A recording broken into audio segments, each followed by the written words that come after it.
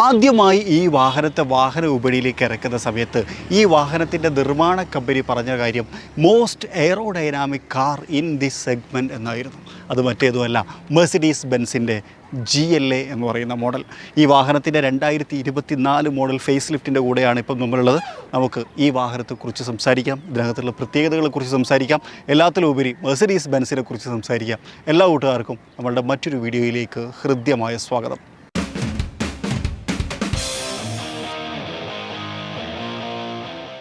ഈ വീഡിയോ ആരംഭിക്കുമ്പോൾ ഞാനൊരു ചോദ്യം ചോദിച്ചുകൊണ്ട് ആരംഭിക്കാൻ ഇഷ്ടപ്പെടുകയാണ്. നമ്മൾ GLCയുടെ വീഡിയോ ചെയ്ത സമയത്ത് നമ്മൾ പറഞ്ഞു G for ഗലന്തേവാഗൺ, C for C class. അങ്ങനെയാണെങ്കിൽ ഇതിലേക്ക് വരുന്ന സമയത്ത് G for ഗലന്തേവാഗൺ, A for A class ആണ്. അങ്ങനെയാണെങ്കിൽ L എന്താണ് എന്നുള്ള ചോദ്യം ഞാൻ ആ വീഡിയോയിൽ ഉത്തരം പറഞ്ഞിട്ടുണ്ട്. അത് കാണാത്ത ആൾക്കാരെ ഒന്ന് കണ്ടു നോക്കുക, ആ സമയത്ത് ഉത്തരം കിട്ടും. കണ്ട ആൾക്കാർ താഴെ ഒന്ന് കമൻറ്റ് ചെയ്യുക എന്നുള്ളതാണ്. അപ്പോൾ നമ്മൾ GLനെ കുറിച്ച് സംസാരിക്കുന്ന സമയത്ത് ഒരു വലിയ പ്രത്യേകത എന്താണെന്ന് വെച്ച് കഴിഞ്ഞാൽ നമ്മുടെ ചാനൽ 5 ലക്ഷം സബ്സ്ക്രൈബേഴ്സ് പൂർത്തീകരിച്ചിരിക്കുന്നു എന്നുള്ളതാണ്. അതുമായി ബന്ധപ്പെട്ടൊരു Q&A ഒക്കെ നമ്മൾ ചെയ്യുന്നുണ്ട്. പക്ഷേ ഒരു കാര്യം കൂടി പറയാനുള്ളതെന്ന് വെച്ച് കഴിഞ്ഞാൽ ഈ ഒരു 4 വർഷങ്ങൾക്ക് മുമ്പ് നമ്മൾ ഒരു ലോക്ക്ഡൗൺ പീരീഡ് കാലഘട്ടങ്ങളിലാണ് നമ്മൾ ചാനൽ ആരംഭിക്കുന്നത്. ആ ഒരു സമയത്താണ്, അതായത് ലോക്ക്ഡൗൺ സമയത്താണ്. ആ ഒരു സമയത്ത് 0-ൽ നിന്ന് ആരംഭിച്ച ഒരു ചാനൽ ഇപ്പം 5 ലക്ഷം സബ്സ്ക്രൈബേഴ്സായി എത്തി നിൽക്കുമ്പോൾ എനിക്ക് ഒരുപാട് നന്ദി പറയാനുള്ളത് നിങ്ങളുടെ അടുത്താണ്. അത് കണ്ട ആളുകൾ, ഞാൻ എപ്പോഴും പറയുന്നൊരു കാര്യമാണ്, ആ വീഡിയോ കണ്ട ആളുകൾ, പിന്നെ അതുപോലെ തന്നെ അതിൽ അഭിപ്രായങ്ങൾ രേഖപ്പെടുത്തിയത്, ഇതുപോലെ കമൻറ്റ് ചെയ്തവർ, ഭയങ്കരമായിട്ട് അകമഴിഞ്ഞ് സപ്പോർട്ട് ചെയ്ത ആൾക്കാർ, നമ്മളെ പ്രസൻറ്റേഷൻ ഇഷ്ടപ്പെട്ട ആൾക്കാർ, നമ്മുടെ അടുത്ത് വരുന്ന മിസ്റ്റേക്കുകൾ ചൂണ്ടിക്കാണിച്ച് തന്ന ആൾക്കാർ, നിങ്ങളൊക്കെയാണ് ഈ ചാനലിൽ ഈ നിലയിലേക്ക് എത്തിയത്. സോ ആദ്യം തന്നെ നിങ്ങളോട് നന്ദി പറയാണ്. ആദ്യം ദൈവത്തോട് ഒബ്വിയസ്ലി, പിന്നെ നിങ്ങളോട് നന്ദി പറയുന്നു. എൻ്റെ ഫാമിലി, അതുപോലെ തന്നെ ഇതിൻ്റെ ബിഹൈൻഡ് സീൻ, ഇപ്പം നെമീർ, നിയാസ്, അങ്ങനെ തുടങ്ങിയിട്ട് ഒരുപാട് ആൾക്കാർ ഇതിൻ്റെ ബാക്കിലുണ്ടായിട്ടുണ്ട്. അവരോടൊക്കെ ഒരു വലിയ നന്ദി കൂടി രേഖപ്പെടുത്തിക്കൊണ്ട് നമുക്ക് GLയെ കുറിച്ച് സംസാരിക്കാം. എനിക്ക് ഭയങ്കര സന്തോഷമുണ്ട് 5 ലക്ഷം ആയതിൽ കേട്ടോ. ഞാൻ വേറെ ഒരു വീഡിയോ നിങ്ങൾക്ക് കാണാൻ പറ്റും, ചാനലിനകത്ത് സെർച്ച് ചെയ്താക്കിയാൽ മതി. നമ്മളൊരു Q&A പോലത്തെ ഒരു സെഷൻ ചെയ്യുന്നുണ്ട്. അപ്പോൾ എന്തായാലും GLA എന്ന് പറയുന്ന സമയത്ത് മെഴ്സിഡീസ് SUVകളുടെ എൻട്രി ലെവൽ വാഹനമാണ് എന്ന് പറയാം. അതായത് മെഴ്സിഡീസിൻ്റെ SUV ലൈനപ്പ് സ്റ്റാർട്ട് ചെയ്യുന്നത് GLAയിൽ വെച്ചിട്ടാണ്. അതായത് ഒരു ബേബി SUV ഓഫ് മെഴ്സിഡീസ് എന്നൊക്കെ വേണമെങ്കിൽ ഇതിനെ വിശേഷിപ്പിക്കാം എന്നുള്ളതാണ്. ഫ്രണ്ടിലേക്ക് നോക്കിക്കഴിഞ്ഞാൽ ഒരു AMG ലൈൻ ഫീൽ നമുക്ക് കിട്ടുന്നുണ്ട്. ആ ഒരു AMG ഗ്രിൽ പാറ്റേൺ നമുക്കിവിടെ കാണാൻ കഴിയും. ആ മെഴ്സിഡീസിൻ്റെ ലോഗോയും അതിങ്ങനെ 2 ഭാഗത്തേക്ക് ഇങ്ങനെ ഇതാക്കി നിൽക്കുന്ന ഒരു പ്രൊപ്പല്ലർ ഷാഫ്റ്റ് പോലത്തെ ഒരു ഫീലൊക്കെ നമുക്ക് കിട്ടുന്നുണ്ട്. അതുപോലെ തന്നെ ഈ ഗ്രില്ലിനകത്ത് ഈ ഒരു ഡയമണ്ട് സ്റ്റൈൽ ഡിസൈൻസും കുറച്ചും കൂടി ഒരു റിച്ച് ഗ്രിൽ പാറ്റേൺ എന്നുള്ള രൂപത്തിലേക്ക് അതിനെ ഉയർത്തുന്നുണ്ട് എന്നുള്ളതാണ്. 360 ഡിഗ്രി ക്യാമറയുണ്ട്. അതുകൊണ്ട് തന്നെ ഫ്രണ്ട് ഭാഗത്ത് നമുക്ക് ആ ഒരു ക്യാമറ യൂണിറ്റും കാര്യങ്ങളൊക്കെ കാണാൻ കഴിയും എന്നുള്ളതാണ്. പിന്നെ ഹെഡ്ലാമ്പിൻ്റെ കാര്യത്തിലേക്ക് വരുന്ന സമയത്ത് ഒരു ഐബ്രോ ഡിസൈൻ എന്നാണ് ഇതിനെ വിശേഷിപ്പിക്കുന്നത്. കാരണം വെച്ച് കഴിഞ്ഞാൽ ഈ ഒരു ഇൻഡിക്കേറ്റർ ബ്ലിങ്ക് ആയി കൊടുക്കുന്നത് നിങ്ങൾക്ക് കാണാൻ പറ്റും. അതൊരു ഐബ്രോ പോലെയാണ്, അതായത് കണ്ണിൻ്റെ മുകളിൽ ഉണ്ടാകുന്ന ഐബ്രോ പാറ്റേൺ പോലെയാണ് ക്രമീകരിച്ചുള്ളത്. ചേമ്പറുകളായിട്ടുള്ള ഹെഡ്ലാമ്പ് യൂണിറ്റും കാര്യങ്ങളൊക്കെ കാണാം. അതിനകത്ത് LED ഹൈ പെർഫോമൻസ് എന്ന് പറയുന്നൊരു ബാഡ്ജിങ്, ഇവിടെ മെഴ്സിഡീസ് ബെൻസിൻ്റെ ഒരു കുഞ്ഞ് ലോഗോ തുടങ്ങിയിട്ടുള്ള കാര്യങ്ങളൊക്കെ നമുക്കിവിടെ കാണാൻ കഴിയും. ബമ്പറിലേക്ക് വന്നു കഴിഞ്ഞാലും ഒരു AMG ബമ്പർ ഫീൽ നമുക്ക് കിട്ടുന്നുണ്ട്. അത് ക്ലോസ്ഡ് എന്ന് നിങ്ങൾക്ക് തോന്നും. പക്ഷേ സംഭവിക്കുന്നത് എന്താ വെച്ച് കഴിഞ്ഞാൽ ഇവിടെ നിന്ന് വരുന്ന എയറിനെ സക്ക് ചെയ്തിട്ട് ഇതിലൂടെ ഈ ഒരു കർട്ടനിലൂടെ കടത്തി വിടുന്ന പോലെയാണ് ക്രമീകരിച്ചുള്ളത്. അതിന് ഈ ഒരു സംഭവങ്ങളൊക്കെ, ആ ഒരു ചിറക് പോലത്തെ സംഭവങ്ങളൊക്കെ അതിനെ ഹെൽപ്പ് ചെയ്യും എന്നുള്ളതാണ്. ഇതിന് വേറൊരു വേരിയൻറ്റ് കൂടി ഉണ്ട്. അതിനകത്ത് ഈ ഒരു ടൈപ്പ് ഓഫ് ബമ്പർ യൂണിറ്റ് അല്ല വരുന്നത്. താഴ്ഭാഗത്തേക്ക് നോക്കിക്കഴിഞ്ഞാൽ ഒരു ക്രോം എലമെൻറ്റോട് കൂടിയിട്ടുള്ള ഒരു ലിപ്പ് ഭാഗവും കാര്യങ്ങളും നമുക്ക് കാണാൻ കഴിയും എന്നുള്ളതാണ്. ഇവിടെ നമുക്കൊരു മെഴ്സിഡീസ് ബെൻസിൻ്റെ ലോഗോ കാണാം. കുറച്ചും കൂടി ഒരു കുഞ്ഞ് വാഹനമാണ് അല്ലേ, പക്ഷേ Mercedes is always Mercedes. Side പ്രൊഫൈലിലേക്ക് വരുന്ന സമയത്ത് നേരത്തെ ഉണ്ടായിരുന്ന മെഴ്സിഡീസ് എന്ന കാര്യമായിട്ടുള്ള പ്രൊഫൈൽ ചേഞ്ചുകളൊന്നും തന്നെ പറയാനില്ല. ഒരു 19 ഇഞ്ച് വീലുകൾ നമുക്കിവിടെ കാണാൻ കഴിയും. അത് ആ ഒരു സ്റ്റാർ പോലെ അല്ലേ, ധാരാളം ഇതിലുള്ള 5 സ്പോക്കാണ്. ആ ഒരു സ്റ്റാർ ഡിസൈൻ പോലെ കൊടുത്തിട്ടുള്ള ഒരു വീല് അവിടെ കൊടുത്തിട്ടുണ്ട്. അതുപോലെ തന്നെ സൈഡ് വ്യൂ മിറർ വിത്ത് ഇൻഡിക്കേറ്ററാണ്. അതിനകത്ത് ക്യാമറ യൂണിറ്റും കാര്യങ്ങളൊക്കെ കൊടുത്തിട്ടുണ്ട്. 360 ക്യാമറ വ്യൂവിൻ്റെ ഭാഗമായിട്ട് റിക്കോ സെൻസറുകളുണ്ട് ഈ വാഹനത്തിനകത്ത്. അത് 4 ഡോറിലും ക്രമീകരിച്ചിട്ടുണ്ട് എന്നുള്ളതാണ്. അതുപോലെ ഇവിടെ നമുക്കൊരു ക്രോം ബാഡ്ജിങ് വിൻഡോയുടെ ചുറ്റും കൊടുത്തിട്ടുണ്ട്. ഒരു റിച്ച്നെസ്സിനെ ഹൈലൈറ്റ് ചെയ്യുന്നു. ബോഡി ക്യാരക്ടർ ലൈനുകൾ അങ്ങനെ കാര്യമായിട്ട് ഫീൽ ചെയ്യാത്ത ഒരു ഒഴുക്കൻ ബോഡി സ്റ്റൈലാണ് ഇതിൻ്റെ സൈഡിൽ കൊടുത്തിട്ടുള്ളത്. അതുപോലെ തന്നെ സ്കിഡ് പ്ലേറ്റ് താഴ്ഭാഗത്ത് കാണാം. അതിനകത്തും ഒരു ക്രോം ടച്ച് കൊടുത്ത് കുറച്ചുകൂടി റിച്ച്നെസ്സിനെ ഹൈലൈറ്റ് ചെയ്യുന്നു എന്നുള്ളതാണ്. പക്ഷേ ഈ ഒരു ഫെൻഡറിൻ്റെ ഭാഗത്തേക്കും ഈ ഒരു ഭാഗത്തേക്കൊക്കെ വരുന്ന സമയത്ത് അതൊരു ബോഡി കളറായിട്ടാണ് കൊടുത്തിട്ടുള്ളത്. താഴ്ഭാഗത്ത് അത് ബ്ലാക്ക് കളർ പ്ലാസ്റ്റിക് ആയിട്ടാണ് ക്രമീകരിച്ചിട്ടുള്ളത് എന്നുള്ളതാണ്. ഇനി ഈ ഭാഗമൊക്കെ നല്ല രസമുണ്ട്. ആ ഒരു ഒഴുക്കൻ ഡിസൈനെ ഹൈലൈറ്റ് ചെയ്യുന്നു. അതേപോലെ തന്നെയാണ് ബാക്ക് പ്രൊഫൈലും ആ ഒരു മെഴ്സിഡീസ് സ്റ്റാൻഡേർഡ് അത് അതേപോലെ തന്നെ നിലനിർത്തിയിട്ടുണ്ട് എന്നുള്ളതാണ്. ബാക്കിലേക്ക് വരുന്ന സമയത്ത് ഏറ്റവും പുതിയ ടെയിൽ ലാമ്പ് യൂണിറ്റ് കാണാം. ഫ്രണ്ട് നമ്മൾ കണ്ട പോലെ ഒരു ക്യൂബ്, ആ ഒരു ക്യൂബ് ഡിസൈൻ ഇങ്ങോട്ടും കൊണ്ടുവന്നു. അതേപോലെ തന്നെ ഇൻഡിക്കേറ്ററിൻ്റെ ഭാഗത്തൊക്കെ ആ ഒരു ക്യൂബ് പാറ്റേൺ നിലനിർത്തിയിട്ടാണ് കൊടുത്തിട്ടുള്ളത്. മെഴ്സിഡീസ് ലോഗോ ഇവിടെ കാണാം. അതുപോലെ തന്നെ ഫോർമാറ്റിക്, അതായത് മെഴ്സിഡീസ് ഓൾ വീൽസ് സിസ്റ്റത്തിൻ്റെ ഒരു ഹൈലൈറ്റ്. GLA 220D എന്ന് പറയുന്ന ഡീസൽ എഞ്ചിൻ്റെ ബാഡ്ജിങ് ഹൈലൈറ്റ്. ഇത് 200 ഉണ്ട് കേട്ടോ പെട്രോളിനകത്ത് വരുന്നത്. അതും ഇവിടെ നമുക്ക് കാണാൻ കഴിയും. ബാക്കിലേക്ക് വന്നു കഴിഞ്ഞാൽ ഡുവൽ എക്സോസ്റ്റിൻ്റെ ഡിസൈനോട് കൂടിയിട്ടാണ് ബമ്പർ വന്നിട്ടുള്ളത്. ബമ്പർ ബ്ലാക്ക് കളറായിട്ടാണ് കൊടുത്തിട്ടുള്ളത്. ഒരു കാര്യം കൂടി പറയാനുള്ളത് വെച്ച് കഴിഞ്ഞാൽ ഇത് എക്സോസ്റ്റ് അല്ല കേട്ടോ, ഇത് ഫേക്കാണ്, രണ്ടും ഫേക്ക് ആയിട്ടാണ് കൊടുത്തുള്ളത്. എക്സോസ്റ്റ് എവിടെയാണെന്ന് ചോദിച്ചു കഴിഞ്ഞാൽ ഇതിൻ്റെ താഴ്ഭാഗത്താണ്. താഴ്ഭാഗത്ത് എന്ന് പറയുന്ന സമയത്ത് നിങ്ങൾ വിചാരിക്കും രണ്ട് ഭാഗത്തും ഉണ്ട്, ഇല്ല, സിംഗിൾ എക്സോസ്റ്റാണ്, റൈറ്റ് സൈഡിൽ മാത്രമാണ് കൊടുത്തുള്ളത്. അതിൻ്റെ തൊട്ട് ബാക്കിലായിട്ട് താഴേക്ക് വെച്ചേക്കാണ് എന്നുള്ളതാണ്. ഒരു ഡിസൈൻ എലമെൻറ്റിൻ്റെ ഭാഗമായിട്ട് കൊടുത്തതായിരിക്കും, പക്ഷേ മെർസിഡീസ് അങ്ങനെ കൊടുക്കേണ്ട ആവശ്യമില്ല എന്ന് എനിക്ക് തോന്നുന്നില്ല. ഇമാർക്കാണ് ഹൈക്കൻ അങ്ങ് കണക്ഷൻ കൊടുത്താൽ മതി തോന്നും. ഡിഫ്യൂസർ ഭാഗം കാര്യങ്ങളൊക്കെ നമുക്കിവിടെ കാണാൻ പറ്റും എന്നുള്ളതാണ്. ഇനി ബൂട്ട് ഓപ്പണിംഗ് 1 ടച്ച് ആണ്, നമുക്ക് ഇലക്ട്രിക്കലി ഓപ്പറേറ്റ് ചെയ്യാം. അത്യാവശ്യം സ്പേഷ്യസ് ആയിട്ടുള്ള ഒരു ബൂട്ട് സ്പേസ് ഈ വാഹനത്തിനകത്തുണ്ട് എന്നുള്ളതാണ് അല്ലേ. നല്ല സ്ഥല സൗകര്യം കാര്യങ്ങളൊക്കെ ഉണ്ട്. താഴ്ഭാഗത്ത് സ്പെയർ വീല്, അതുപോലെ തന്നെ ടൂൾ കിറ്റ് തുടങ്ങിയിട്ടുള്ള കാര്യങ്ങളൊക്കെ നമുക്കിവിടെ കാണാൻ കഴിയും. പാർസൽ ട്രേ, ഇതൊക്കെ ഒരു ക്വാളിറ്റി ഉണ്ട് കേട്ടോ. അതുപോലെ ബൂട്ട് ഹാൻഡിൽ, ഇത് ശരിക്കും ആവശ്യം ഉണ്ടോ എന്ന് വെച്ച് കഴിഞ്ഞാൽ ആവശ്യമില്ല. എവിടെ പിടിച്ച് പ്രസ് ചെയ്ത് കഴിഞ്ഞാൽ ഓട്ടോമാറ്റിക്കായിട്ട് അടഞ്ഞോളൂ. പിന്നെ ഇനി എന്തെങ്കിലും കാരണത്താൽ മെക്കാനിക്കൽ ഫെയിലിയർ വരികയാണെങ്കിൽ പിടിച്ചടക്കാമെന്ന് വിചാരിച്ചിട്ടുണ്ടാവും അല്ലേ. ഇനി നമ്മൾ അകത്തേക്കാണ് പോകുന്നത്. ഇൻറ്റീരിയറിലേക്ക് വരുന്ന സമയത്ത് ഒരു ഫുള്ളി ബ്ലാക്ക് ലെതർ ഇൻറ്റീരിയറാണ്. സീറ്റിലേക്ക് വരുന്ന സമയത്ത് ആ ഒരു ഇരിക്കുന്ന ഭാഗത്ത് ഒരു അൽക്കണ്ടാറ മെറ്റീരിയലിൻ്റെ സപ്പോർട്ടും കാര്യങ്ങളൊക്കെ നമുക്ക് കിട്ടുന്നുണ്ട്. ഇലക്ട്രിക്കലി അഡ്ജസ്റ്റബിൾ ആണ്, ലംബർ സപ്പോർട്ട് എക്സ്റ്റെൻഡ് ചെയ്യാം, അതുപോലെ തന്നെ മാനുവലി നമുക്ക് തൈ സപ്പോർട്ട് എക്സ്റ്റെൻഡ് ചെയ്യാം. Yes, okay. ഇപ്പോൾ നമ്മൾ ഉപയോഗിച്ചുകൊണ്ടിരിക്കുന്നതുകൊണ്ടാണ് ചാർജറും കാര്യങ്ങളൊക്കെ അതിനകത്ത് അങ്ങനെ കാണുന്നത്. ഇങ്ങോട്ട് വന്നു കഴിഞ്ഞാൽ ഡോർ സൈഡിൽ നമുക്കൊരു കാർബൺ ഫൈബർ മെറ്റീരിയൽ, അതിനകത്താണ് സീറ്റിൻ്റെ കൺട്രോൾ, മെമ്മറി ഫംഗ്ഷൻസ് ആണ്. ഇതൊരു അൽക്കണ്ടാറ മെറ്റീരിയലാണ് കൊടുത്തുള്ളത്, കുറച്ചുകൂടി സോഫ്റ്റ് ആയിരിക്കും. സ്റ്റിച്ചിങ്, അതുപോലെ തന്നെ ഇവിടെ ലെതർ, വാട്ടർ ബോട്ടിൽ ഹോൾഡർ, മിററിൻ്റെ കൺട്രോൾ, പവർ വിൻഡോ കൺട്രോൾ, അതിനകത്തൊരു സിൽവർ ടച്ച് ഒക്കെ നമുക്കിവിടെ ഹൈലൈറ്റ് ചെയ്ത് കാണാൻ പറ്റും. നല്ല ക്വാളിറ്റി ഉണ്ട് അല്ലേ. അതുപോലെ തന്നെ ബൂട്ട് ഓപ്പൺ ചെയ്യാനുള്ളൊരു ബട്ടൺ ഇവിടെ ഉണ്ട് കേട്ടോ. അതും മെർസിഡീസിൻ്റെ അതേ സെയിം DNA അത് അതേപോലെ തന്നെ നിലനിർത്തിയിട്ടുണ്ട് എന്നുള്ളതാണ്. ഇൻറ്റീരിയറിലേക്ക് വിശദമായിട്ട് വരുന്ന സമയത്ത് ഈ ഒരു സ്റ്റിയറിംഗ് വീൽ എനിക്ക് ഭയങ്കര ഇഷ്ടമായി. AMG സ്റ്റിയറിംഗ് വീൽ, AMG അല്ല, അതുപോലെയുള്ള ഡ്യുവൽ സ്പോക്കൊക്കെ ആയിട്ട് കൊടുത്തിട്ടുണ്ട്. ലെതർ റാപ്പിഡ് ആണ്, അത് 2 പാറ്റുകൾ കൊടുത്തിട്ടുണ്ട്. ഇവിടെ ഒരു ഗ്രിപ്പും കാര്യങ്ങളൊക്കെ കൊടുത്തിട്ടുണ്ട്. പിന്നെ മൊത്തത്തിൽ ഫിറ്റ് ആൻഡ് ഫിനിഷിനെ കുറിച്ച് കൂടി പറയാം. അത് ഭയങ്കര നീറ്റ് ആൻഡ് ക്ലീൻ ആയിട്ട് ചെയ്തേക്കണം. ഇനി ഇങ്ങോട്ട് നോക്കിയാൽ ഒരു കാർബൺ ഫൈബർ എലമെൻറ്റിൻ്റെ ഒരു ഹൈലൈറ്റ്. അതിൻ്റെ മുകളിലൂടെ ഈ കാണുന്നത് ശരിക്കും ആംബിയൻ ലൈറ്റിൻ്റെ ഭാഗമാണ്. റൗണ്ട് ഷേപ്പ്, അതായത് ഒരു ജെറ്റ് എൻജിൻ പോലത്തെ AC വെൻറ്റുകൾ നമുക്കിവിടെ കാണാൻ കഴിയും. ഇതൊക്കെ ഒരു ലെതർ റാപ്ഡ് ആയിട്ടുള്ള മെറ്റീരിയൽസ് ആണ് കൊടുത്തുള്ളത്. ഇവിടെ ഒക്കെ ലെതർ റാപ്ഡാണ് കേട്ടോ, ഒക്കെ ലെതർ റാപ്പറാണ് കൊടുത്തിരിക്കുന്നത്. അതുപോലെ ഇവിടെ 3 എണ്ണം 2 സൈഡിൽ ഓരോന്നും വീതം 5 AC വെൻറ്റുകളാണ് ഫ്രണ്ടിലുള്ളത്. പഴയ MBUX സിസ്റ്റമാണ്. ലൈക്ക് MBUX സിസ്റ്റം എന്ന് പറയുന്ന സമയത്ത് ആ സ്ക്രീൻസ് കേട്ടോ, അതായത് പരസ്പരം കണക്റ്റഡ് ആയിട്ടുള്ള ആ ഒരു സ്ക്രീന് പഴയ പോലെ തന്നെയാണ് കൊടുത്തുള്ളത്. ഇപ്പോൾ പുതിയ ലേറ്റസ്റ്റിലൊക്കെ നമ്മൾ കണ്ടിട്ടുണ്ടായിരുന്നു സെപ്പറേറ്റ് ആണ്. ഇത് അതേപോലെ തന്നെയാണ് നിലനിർത്തിയിട്ടുള്ളതെന്ന് തോന്നി. ഗ്രാഫിക്സും കാര്യങ്ങളൊക്കെ രസമുണ്ട്, പക്ഷെ അത് പല ഡ്രൈവ് മോഡ് ഇടുമ്പോൾ മാറുന്നില്ല. ഇപ്പോൾ മെക്കോ ഞാൻ സ്പോർട്ടിലേക്ക് ആക്കിയിട്ടോ, മാറുന്നില്ല കേട്ടോ. ഇവിടെ കളർ മാറുന്നുണ്ട്, പക്ഷെ ഇവിടെ മാറുന്നില്ല. അത്യാവശ്യം നല്ല വിസിബിൾ ആയിട്ടുള്ള ഒരു ക്ലസ്റ്ററാണ്. ഇനി എനിക്ക് തോന്നുന്നു ഇവിടെ നമുക്ക് മാറ്റാൻ പറ്റും തോന്നുന്നു കേട്ടോ. ഇനി ഇവിടെ മാറ്റാൻ പറ്റുമോ നോക്കട്ടെ. യെസ്, ഇവിടെ മാറ്റാൻ പറ്റും. അണ്ടർസ്റ്റേറ്റഡ് എടുത്ത് നോക്കാം. ഇങ്ങനെ അപ്പോൾ ഇവിടെയും മാറി. Nice. Spot, okay. Classic, navigation, assistance, off road ഉണ്ട് എടാ. ഇതൊക്കെ കാണിക്കുന്നത് നമ്മളെ ലൊക്കേഷൻ, അതുപോലെ തന്നെ എത്ര ടിൽറ്റഡ് ആണ് തുടങ്ങിയിട്ടുള്ള കാര്യങ്ങളൊക്കെയാണ്.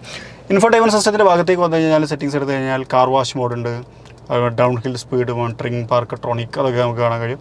ഇനി ഇങ്ങോട്ട് ഒന്ന് കംഫർട്ടിൽ എടുത്തു കഴിഞ്ഞാൽ സീറ്റിനകത്ത് സീറ്റ് കൈനറ്റിക്സ് മാത്രമേ ഉള്ളൂ. മറ്റേ മസാജിങ്ങോ അല്ലെങ്കിൽ വെൻറ്റിലേഷനോ ഒന്നുമില്ല. ആംബിയൻ ലൈറ്റിങ് എനിക്ക് തോന്നുന്നു 64 കളേഴ്സ്, മൾട്ടി കളേഴ്സ് ആയിട്ടാണ് കൊടുത്തുള്ളത്. ക്യാമറ സെറ്റപ്പ് എങ്ങനെ ഉണ്ടാവും എന്നുള്ളത് നമുക്കൊന്ന് നോക്കാം. 360 ഡിഗ്രി ക്യാമറ. യെസ്, ഭയങ്കര ചെറുതായി പോയോ എന്നൊരു സംശയം എനിക്കുണ്ട്, കാരണം ചെറിയ സ്ക്രീനാണ്. പക്ഷേ ക്വാളിറ്റി നല്ലതാണ്, നല്ല വിസിബിളായിട്ട് കൊടുത്തിട്ടുണ്ട്. ഈ ഭാഗത്തൊക്കെ ഒരു പിയാനോ ബ്ലാക്ക് എലമെൻറ്റാണ് കൊടുത്തേക്കണത്. അതുകൊണ്ട് സ്ക്രാച്ചൊക്കെ വരാൻ വളരെ സാധ്യത കുറവാണ്, കാരണം ടച്ച് ആയതുകൊണ്ട് കൈയെടുക്കുമ്പോഴൊക്കെ തട്ടാനുള്ള സാധ്യതയുണ്ട്. താഴെ ക്ലൈമറ്റ് കൺട്രോൾസും നമുക്ക് കാണാൻ കഴിയും. ഡയനായിട്ട് അഡ്ജസ്റ്റ് ചെയ്യുന്ന റിയർ വ്യൂ മിറർ ഭയങ്കര പ്രീമിയം ആയിട്ടാണ് കൊടുത്തേക്കണത്. Shade with mirror with lamp കാര്യങ്ങളൊക്കെ നമുക്കിവിടെ കാണാം. സൺറൂഫ് പാനറമിക് ആണ്, അത് 2 ഭാഗത്തുനിന്നും സെൻറ്ററിലേക്ക് ഓപ്പൺ ആയിട്ട് വരുന്ന തരത്തിലാണ് ക്രമീകരിച്ചിട്ടുള്ളത്. മാത്രമല്ല ഫ്രണ്ടിലത്തത് കുറച്ച് വലുതാണ്, ബാക്കിലത്തെ കുറച്ച് ചെറുതാണ്, അങ്ങനെയാണ് ക്രമീകരിച്ചിട്ടുള്ളത്. ബാക്കിൽ അത്ര മതി എന്ന് വിചാരിച്ചിട്ടുണ്ട്, ഫ്രണ്ടിൽ കുറച്ചും കൂടി കൂടുതൽ ലൈറ്റ് വന്നോട്ടെ എന്നുള്ളതാണ്. അതിൻ്റെ കൺട്രോൾസും കാര്യങ്ങളൊക്കെ ഇവിടെ കാണാം. അതുപോലെ തന്നെ ലൈറ്റും കാര്യങ്ങളൊക്കെ ഒരു ക്രിസ്റ്റൽ സ്റ്റൈലിലാണ് കൊടുത്തേക്കുന്നത്, അത് കുറച്ചും കൂടി ഒരു പ്രീമിയം ടച്ച് കിട്ടുന്നുണ്ട്. ഇനി ഇങ്ങോട്ട് വന്നു കഴിഞ്ഞാൽ പഴയ MBUX സിസ്റ്റം അല്ല എന്ന് പറയാൻ കാരണം ഇവിടെ നേരത്തെ നമുക്കൊരു കൺട്രോൾ യൂണിറ്റ് ഉണ്ടായിരുന്നു പഴയ MBUX സിസ്റ്റത്തിന്, അത് മാറിയിട്ടുണ്ട്. ഇവിടെ ഇപ്പം ജസ്റ്റ് ഒരു സ്റ്റോറേജ് സ്പേസ് അല്ലെങ്കിൽ എന്തെങ്കിലും സാധനങ്ങൾ വെക്കാനുള്ള ഒരു സ്പേസ് മാത്രമായിട്ട് ക്രമീകരിച്ചു. ഡൈനാമിക് കൺട്രോൾ, അതായത് drive mode control, volume up and down, ക്യാമറൻ്റെ ബട്ടൺ, അതുപോലെ തന്നെ ഡമ്മി ബട്ടൺ കാണാം. 2 കപ്പ് ഹോൾഡേഴ്സ് ഇവിടെ കൊടുത്തിട്ടുണ്ട്. അതേപോലെ തന്നെ ഇവിടെ നമുക്കൊരു charging port, wireless charging unit വേണം. അതുപോലെ തന്നെ C ടൈപ്പ് ചാർജിങ് പോർട്ട്. ഇത് ആവശ്യമില്ലെങ്കിൽ നമുക്ക് എന്ത് ചെയ്യാം, ക്ലോസ് ചെയ്ത് വെക്കാം. അപ്പോൾ ഇവിടെ അങ്ങനെ ക്ലീൻ ആയിട്ടൊരു അറ്റ്മോസ്ഫിയർ കിട്ടും എന്നുള്ളതാണ്. ഇനി ഇതാ ആംബ്രസ്റ്റിൻ്റെ താഴ്ഭാഗത്ത് സ്റ്റോറേജ് സ്പേസ് ഉണ്ട്. ഇതൊക്കെ നേരത്തെ നമ്മൾ കണ്ട പോലെ തന്നെ അതിനകത്തും നമുക്ക് ചാർജിങ് പോർട്ടുകളും കാര്യങ്ങളും ഒക്കെ കൊടുത്തിട്ടുണ്ട്. സീറ്റുകൾ നൈസാണ്. ഞാൻ നേരത്തെ പറഞ്ഞ പോലെ തന്നെ അൽക്കണ്ടാറ മെറ്റീരിയലൊക്കെ കൊടുത്ത് അതിനകത്ത് സ്റ്റിച്ചിങ്ങും കാര്യങ്ങളൊക്കെ ഹൈലൈറ്റ് ചെയ്ത് നിൽക്കുന്ന തരത്തിലുള്ള സീറ്റുകളാണ്. എ ക്ലാസിൻ്റെ ഒരു SUV അല്ലെങ്കിൽ എൻട്രി ലെവൽ SUV എന്നൊക്കെ പറയുന്ന സമയത്ത് ഒരു പക്ഷേ കുറച്ച് ആൾക്കാരെങ്കിലും മനസ്സിലൊരു ആശങ്ക വന്നിട്ടുണ്ടായിരിക്കും ബാക്കിലിരിക്കാൻ എങ്ങനെ ഉണ്ടായിരിക്കും എന്നുള്ളത്. അതാണ് നമ്മൾ നോക്കാൻ പോകുന്നത്. ബാക്ക് ഫ്രണ്ടിൽ കണ്ടതുപോലെ തന്നെയാണ് black leather, red stitching, Alcantara material. പക്ഷേ തൈ സപ്പോർട്ട് കുറച്ച് കുറവാണെന്ന് സംശയം കാണുന്ന സമയത്തുണ്ട്. നമുക്ക് കയറിയിരുന്ന് നോക്കാം. തൈ സപ്പോർട്ട് കുറച്ച് കുറവാണ്, സംശയമൊന്നുമില്ല. കംഫർട്ടബിളാണ്. റിക്ലൈനിങ് ഫംഗ്ഷൻ ഇല്ല എന്നുള്ളൊരു പ്രശ്നമുണ്ട്. പക്ഷേ ലെഗ് റൂം നമുക്ക് നല്ലോണം, അതായത് 4 പേരിൽ കൂടുതൽ ലെഗ് റൂം ഈ വാഹനത്തിനകത്തുണ്ട്. സ്ട്രെച്ച് ചെയ്തിരിക്കാൻ പറ്റും, കാലുണ്ടോ ഉള്ളിലേക്ക് കയറ്റി വെക്കാം. അങ്ങനെ വരുന്ന സമയത്ത് തൈ സപ്പോർട്ട് ഓക്കെയാണ്, കുഴപ്പമൊന്നുമില്ല. പിന്നെ എൻ്റെ ഒരു നീളത്തിൻ്റെ കാര്യം കൂടി നിങ്ങൾ ഓർത്ത് വെക്കണം. ഞാൻ നല്ല നീളമുള്ള ആളാണ്. ഇനിയും അതിൻ്റെ അടി പറയുന്നില്ല, വേണമെങ്കിൽ നിങ്ങൾ കമൻറ്റ് ചെയ്തു എത്ര അടിയുണ്ട് ഇതിൽ പറഞ്ഞിട്ട് ഭയങ്കര പ്രശ്നമാണ്. ഓക്കെ, ഇവിടെയും നമുക്കൊരു അൽക്കണ്ടാറ മെറ്റീരിയൽസ് ലെതർ എലമെൻറ്റ് കൊണ്ട് റാപ്പ് ചെയ്തേക്കുന്നതൊക്കെ നമുക്ക് കാണാൻ കഴിയും.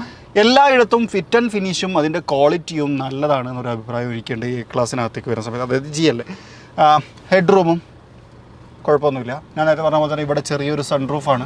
റീഡിംഗ് ലാമ്പും കാര്യങ്ങളൊക്കെ കൊടുത്തിട്ടുണ്ട്. അതുപോലെ തന്നെ ഇനി ഇങ്ങോട്ട് നീർന്നു കഴിഞ്ഞാൽ AC വെൻസ്, ബാക്കിലുണ്ട് AC വെൻസ് ഉണ്ട്. പക്ഷേ ഇത് ബ്ലാക്ക് കളറിനകത്ത് കൊടുത്തിട്ടുണ്ട്. ഫ്രണ്ടിൽ നിങ്ങൾക്ക് നോക്കി കഴിഞ്ഞാൽ മനസ്സിലാവും ഒരു സിൽവറാണ്. ഇവിടെ അതൊരു ബ്ലാക്ക് കളറിലേക്ക് കൊണ്ടുവന്നു. സ്റ്റോറേജ് സ്പേസ്, അതുപോലെ തന്നെ ഇതിങ്ങോട്ടാക്കി കഴിഞ്ഞാൽ ചാർജിങ് പോർട്ട്, അതുപോലെ തന്നെ ഒരു എക്സ്ട്രാ ആസ്ട്രേ പോലത്തെ ഒരു ഫെസിലിറ്റി തുടങ്ങിയിട്ടുള്ള കാര്യങ്ങളൊക്കെ നമുക്കവിടെ കാണാം. നെറ്റാണ്. ഓക്കെ, ആംബ്രസ്റ്റ് മിസ്സിംഗ് ആണ്. 3 ഹെഡ് റെസ്റ്റുകൾ കൊടുത്തിട്ടുണ്ട്. എന്തുകൊണ്ട് ആംബ്രസ്റ്റ് ഇവിടെ പോയി? ഇത്രയില്ല. നിങ്ങോട്ടാക്കി ആംബ്രസ്റ്റ് വരുമോ? ഇല്ല, ആംബ്രസ്റ്റ് മിസ്സിംഗ് ആണ് ബാക്കിൽ കേട്ടോ. കുഴപ്പമൊന്നുമില്ല, കംഫർട്ടായിട്ട് ഇരിക്കാൻ പറ്റുന്നുണ്ട്. ഇനി നമുക്ക് എഞ്ചിനൊന്ന് നോക്കാം. 2 തരത്തിലുള്ള എഞ്ചിനുകളാണ് ഈ വാഹനത്തിനകത്തുള്ളത് എന്നുള്ളത് ബാക്ക് പറയുന്ന സമയത്ത് ഞാൻ പറഞ്ഞു. ഒന്ന് നമ്മുടെ ഡീസൽ എഞ്ചിൻ, 2 നമ്മുടെ പെട്രോൾ എഞ്ചിൻ. രണ്ടും നമ്മൾ തന്നെ ഹൈഡ്രോളിക് സ്ട്രട്ടും കാര്യങ്ങളൊക്കെ കൊടുത്തിട്ടുണ്ട്. അതുപോലെ ഇൻസുലേഷൻ കൊടുത്തിട്ടുണ്ട്. ഇതൊരു ഡീസൽ എഞ്ചിനാണ്. പാക്കിങ്ങും കാര്യങ്ങളൊക്കെ മെർസഡീസ് സ്റ്റാൻഡേർഡിനകത്ത് തന്നെ ചെയ്തേക്കുന്നത്. മെർസഡീസിൻ്റെ ലോഗോയും കാര്യങ്ങളൊക്കെ നമുക്കവിടെ കാണാൻ കഴിയും.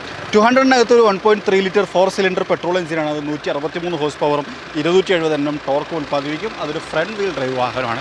പക്ഷേ ഇപ്പോൾ നമ്മൾ കണ്ടുകൊണ്ടിരിക്കുന്നത് ഫോർമാറ്റിക്കാണ്. അതുകൊണ്ട് തന്നെ ഒരു 2 ലിറ്റർ 4 സിലിണ്ടർ ഡീസൽ എഞ്ചിനാണ് ഇതിനകത്തുള്ളത്. 190 ഹോഴ്സ് പവറും 400 Nm ടോർക്കുമാണ് ഉൽപ്പാദിപ്പിക്കുക. ഓൾ വീൽ ഡ്രൈവ് ആണെന്ന് ഞാൻ പറഞ്ഞു.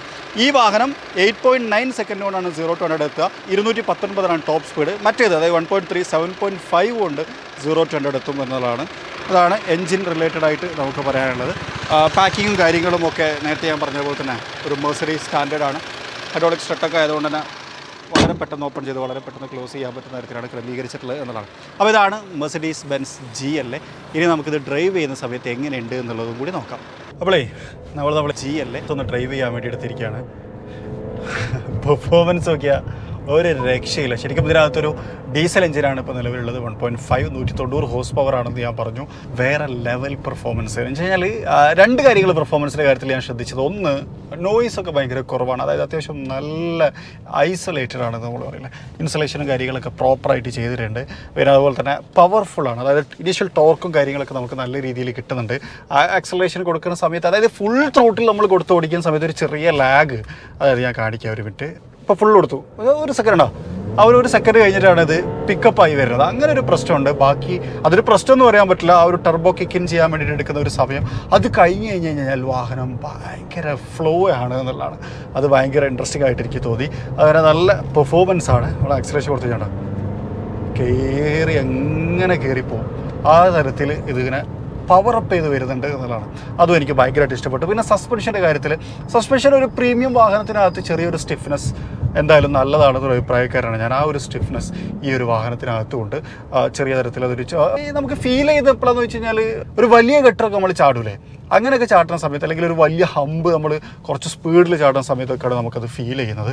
അല്ലാത്ത സമയത്തൊക്കെ തന്നെയും അത് ഭയങ്കര കൂൾ, കാമൻ, സിമ്പിളായിട്ടുള്ള ഒരു സസ്പെൻഷൻ പോലെ എനിക്ക് തോന്നി. അതായത് അത്യാവശ്യം നല്ല രീതിയിൽ നമ്മളിങ്ങനെ ഒരു ഒരു കംഫർട്ട് സോണിലിങ്ങനെ നിർത്തി ഇങ്ങനെ കൊണ്ടുപോകാൻ അത് സഹായിക്കുന്നുണ്ട് എന്നുള്ളതാണ്. അതും ഭയങ്കര ഇൻട്രസ്റ്റിംഗ് ആയിട്ട് തോന്നിയിട്ടുള്ളൊരു കാര്യമായിരുന്നു. പിന്നെ അതൊരു എൻട്രി ലെവൽ ഇതാണെന്ന് നമ്മൾ പറയുമ്പോഴും ഒരു കോമ്പാക്റ്റ് ആണ്. പക്ഷേ ഇത് കഴിഞ്ഞാലും അത്യാവശ്യം നല്ലൊരു കമാൻഡിങ് പൊസിഷൻ ഉണ്ട്, അത്യാവശ്യം നല്ല വിസിബിലിറ്റി ഉണ്ട്. അങ്ങനത്തെ കാര്യങ്ങളൊക്കെ നല്ല അടിപൊളിയായിട്ട് നമുക്ക് തോന്നുന്നുണ്ട്. കാരണം വെച്ച് കഴിഞ്ഞാൽ സ്പേഷ്യസ് ആണ്, ഇൻറ്റീരിയറും കാര്യങ്ങളൊക്കെ നൈസാണ്, ഡ്രൈവ് ചെയ്ത് കൊണ്ടു നടക്കാൻ ഭയങ്കര സിമ്പിളാണ് എന്നുള്ളതാണ്. പിന്നെ ഡ്രൈവ് മോഡുകളും കാര്യങ്ങളൊക്കെ ഉണ്ട്, അത് നമുക്ക് ആവശ്യത്തിനനുസരിച്ച് അങ്ങോട്ടും ഇങ്ങോട്ടും മാറ്റിയൊക്കെ ഉപയോഗിക്കാൻ ചെയ്യാം എന്നുള്ളതാണ്. അപ്പോൾ 8.5 സെക്കൻഡ് കൊണ്ട് 0 to 100 ടച്ച് ചെയ്യാൻ പറ്റുന്ന അത്യാവശ്യം നല്ല ഗ്രൗണ്ട് ക്ലിയറൻസ് ഉള്ള, അത്യാവശ്യം നല്ല പെർഫോമൻസ് ഉള്ള ഒരു വാഹനം എന്നുള്ള ഘട്ടത്തിൽ നമുക്ക് ഈ ഒരു വാഹനത്തെ ഉൾപ്പെടുത്താം. പിന്നെ ഒരു 58 ലക്ഷം രൂപയൊക്കെയാണ് ഇതിനൊരു എക്സ്ഷോറൂം പ്രൈസ് വരുന്നത്. ഓൺ റോഡിലേക്ക് വരുന്ന സമയത്ത് ചെറിയൊരു ചേഞ്ച് കൂടി ഉണ്ടായിരിക്കും. അങ്ങനെയൊക്കെ നോക്കുന്ന സമയത്ത് ആ ഒരു പ്രൈസ് റേഞ്ചിൽ നമുക്ക് വാങ്ങാൻ പറ്റാവുന്ന നല്ലൊരു വാഹനം, അത്യാവശ്യം പ്രീമിയം ആണ്, അത്യാവശ്യം ടെക്കിയാണ്, അതായത് ടെക് ഓറിയൻറ്റഡ് ആയിട്ടുള്ള ഒരുപാട്, അതായത് ഫീച്ചർ റിച്ച് എന്ന് പറയില്ലേ, അങ്ങനെ ഫീച്ചർ റിച്ച് ആണ്. കുറച്ചുകൂടി മോസ്റ്റ് മോഡേൺ അല്ലേ ഒരു സ്റ്റൈലിലേക്ക് ഇതിനെ ബിൽഡ് ചെയ്ത് കൊണ്ടുവന്നിട്ടുണ്ട് എന്നുള്ളതാണ്. അപ്പോൾ ഒരു എൻട്രി ലെവലിൽ നമ്മൾ എക്സ്പെക്ട് ചെയ്യുന്നതിനേക്കാൾ കുറച്ചുകൂടി കൂടുതൽ കാര്യങ്ങളൊക്കെ ചേർത്ത് ഒരു പ്രീമിയം SUV ആക്കി മെർസിഡീസ് ബെൻസ് ഇതിനെ മാറ്റിയിട്ടുണ്ട് എന്നുള്ള കാര്യത്തിൽ ഒരു സംശയവുമില്ല. ആക്സലറേഷൻ കൊടുത്തു കഴിഞ്ഞാൽ വേറെ വൈബാണ്. ഹോണ് ഇതാണ് ഹോണ് വരുന്നത്, അല്ലേ ഒരു പ്രീമിയം സൗണ്ടാണ്, മറ്റേ സാധാരണ വാഹനത്തിൽ ഉണ്ടാവുന്ന പോലെ അല്ല എന്നുള്ളതാണ്. അതും ഒരു നല്ല കാര്യമായിട്ട് എനിക്ക് തോന്നി. ഓടിച്ചു കൊണ്ടു നടക്കാൻ അത്യാവശ്യം നല്ല അടിപൊളി വണ്ടി കേട്ടോ. അതായത് മാനുവറബിലിറ്റി അടിപൊളിയാണ്, അതും ഇതിൻ്റെ കൂടെ എടുത്ത് പറയേണ്ട ഒരു കാര്യമാണ്. ഇൻട്രസ്റ്റിംഗ്. ഹായ്, വേറൊരു ബെൻസിന് ഹൈ പറയുന്നു. Yes, acceleration full throttle.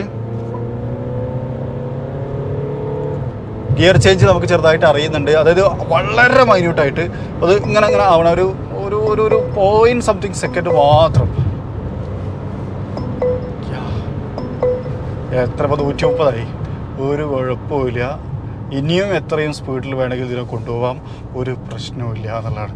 So ഓടിച്ചു കൊണ്ട് നടക്കാൻ ഭയങ്കര സിമ്പിളായിട്ടുള്ള, ഏത് സിറ്റി ട്രാഫിക്കിനിടയിലും ഇത് നല്ല സിമ്പിളായിട്ട് നമുക്ക് കൊണ്ടു നടക്കാൻ പറ്റുന്ന ഒരു വാഹനം എന്നുള്ള നിലക്ക് ഈ വാഹനം ഞാൻ ഇഷ്ടപ്പെടുന്നു. I like it. അതാണ് എനിക്ക് GLA കുറിച്ച് പറയാനുള്ളത്. നമ്മളിപ്പം കൊച്ചിയിലെ സിറ്റി ട്രാഫിക്കിലൊക്കെ നമ്മൾ ഓടിച്ചിട്ടുണ്ടായിരുന്നു, ആ സമയത്തൊക്കെ സിമ്പിളായിട്ട് ഉപയോഗിക്കാൻ പറ്റുന്ന ഒരു വാഹനം എന്നുള്ളതാണ് എനിക്ക് ഈ ഒരു വാഹനത്തെക്കുറിച്ച് പറയാനുള്ളത്. ഏതായാലും ഈ ഒരു വീഡിയോ നമ്മൾ ഇത്ര നേരം സംസാരിച്ചുകൊണ്ടിരുന്നത് GLA കുറിച്ചാണ്. നിങ്ങൾക്ക് ഇഷ്ടപ്പെട്ടെന്ന് വിചാരിക്കുന്നു. ഇഷ്ടപ്പെട്ടെങ്കിൽ ലൈക്ക് ചെയ്യാൻ മറക്കരുത്. ചാനൽ ആദ്യമായിട്ട് കാണുന്ന സുഹൃത്തുക്കളുണ്ട്, നിങ്ങൾ ഫോളോ ചെയ്യാൻ മറക്കരുത്. മറ്റൊരു വീഡിയോയിൽ മറ്റൊരു വിശേഷമായിട്ട് കാണാം. അതുവരെ ചെറിയൊരു ബ്രേക്ക്.